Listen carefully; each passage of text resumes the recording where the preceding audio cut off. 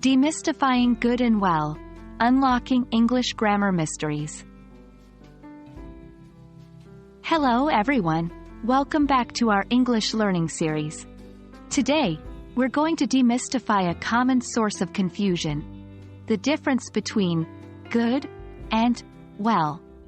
By the end of this video, you'll be able to confidently and correctly use these two words in your everyday conversations and writings. To get started, let's define these words. Good is an adjective, which means it is used to describe nouns or pronouns. On the other hand, well is primarily an adverb, used to modify verbs, adjectives, or other adverbs.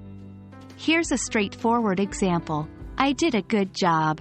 Here, good describes the noun, job.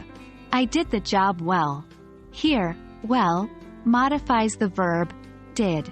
Remember, good describes a thing, person, or situation, while well describes an action.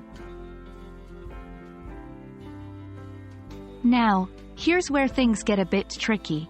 Well can also be used as an adjective, but only when discussing health. If someone asks, "How are you?"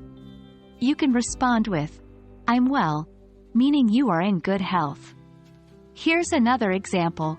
John has been sick, but now he's well. Here, well is an adjective that describes the noun, John. Let's go through more examples to solidify your understanding. 1. She plays the piano well. Here, well modifies the verb, plays. 2. This is a good book. Here, good describes the noun, book. 3. I hope you're feeling well today.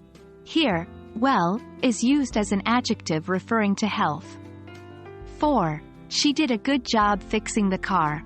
Here, good describes the noun, job. By reviewing these examples, you can see the different uses of good and well in various contexts. And that's it, folks.